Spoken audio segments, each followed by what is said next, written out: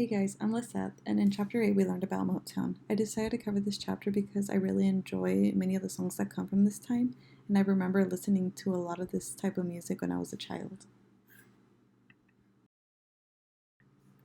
Berry Gordy worked in his father's business as a plasterer, and he also worked in an automobile assembly line, but he always continued to write songs. His first success was Repetit, which was recorded by Jackie Wilson.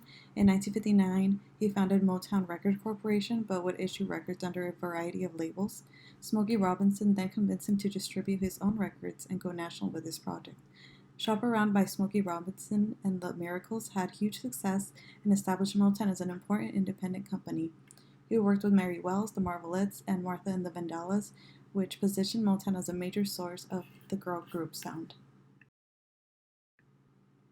During the Motown era, the civil rights movement was escalating. The Civil Rights Act was passed, which established a sixth grade education as a minimum voting requirement and protected the rights of all citizens. It forbade discrimination in public areas. Equal Employment Opportunity Commission and Community Relations Service helped solve racially based problems, banned discrimination, and federally funded programs, and authorized technical and financial aid for school desegregation. The 24th Amendment outlawed the poll tax in federal elections.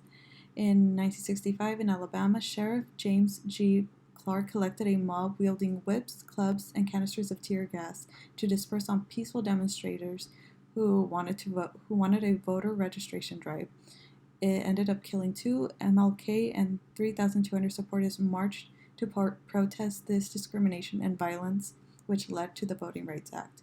The act banned the unfair literacy test and authorized the Attorney General to dispatch federal examiners to register voters in areas where local examiners discriminated on the basis of color. By the end of the year, almost 250,000 African Americans registered to vote. The Economic Opportunity Act declared war on poverty. Criminal Justice Act provided adequate legal representation. Food Stamp Act provided poor families with groceries. The Housing Act led to urban renewal of inner cities. Elementary and Secondary Education Act improved school districts that had desegregated. Medicare provided medical and hospital insurance to older adults. Altogether, the Great Society and the Civil Rights Movement provided African Americans with hope. The Motown sound furthered the integration of African Americans into white America. Gordy supported MLK's movement. He hoped for upward mobility of African Americans by grooming and cultivating streetwise teens to make them acceptable to mainstream America. It was his chance to get youngsters off the street and give them hope. Most of them came from housing projects with a little crude attitude, but with potential. Maxine Powell tried to transform these Motown artists to polished professionals. They learned to speak in an unthreatening manner, stand with good posture. Some were temperamental and moody, so they were lectured on their attitude. Clothing and appearance, they wore outfits that complemented all. For women, they wore makeup, wigs, and did their nails. For men, they wore tuxedos, top hats, and carefully cropped afros. Charlie Atkins was their choreographer with the goal to show them how to move gracefully. Gordy stayed away from blues and R&B because he believed it connected with liquor and drugs, so he preferred gospel-based pop music that could appeal to the American mainstream. The Motown image appealed to both white and African Americans because of the pop sound, visual performance, and dancing. Motown merged black and white music, which brought people together.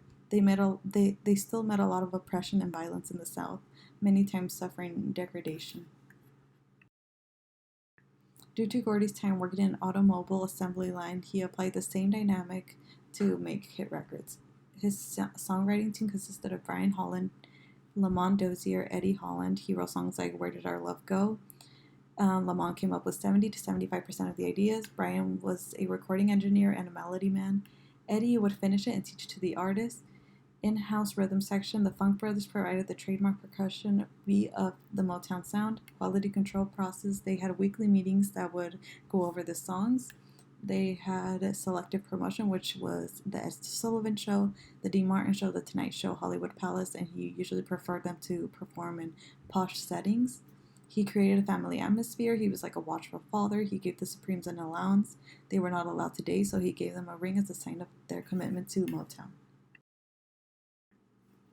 Members consisted of Diana Ross, Mary Wilson, Florence Ballard, and Barbara Martin, but with little success at the start, Barbara Martin quit. Maxine Powell taught them proper etiquette and attire, which they incorporated into their daily lives. They were given dance lessons from Maurice King and Charlie Atkins.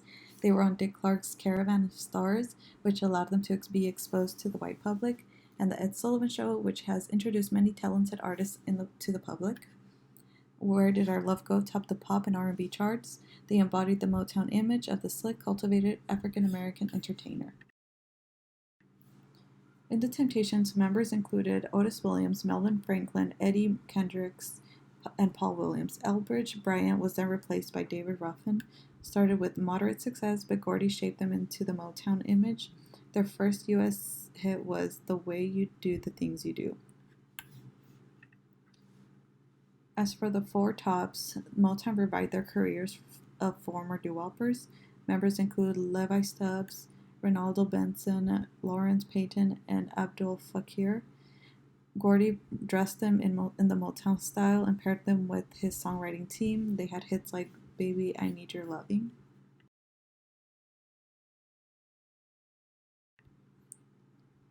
Motown had a lot of success. They had 8 record labels, a management service, and a publishing company. They had 14 number 1 pop singles, 21 number 1 singles on the R&B charts, 46 top 15 singles, 75 top 15 R&B records. 75% of Motown releases hit the charts. They grossed about $21 million, selling to 70% of whites.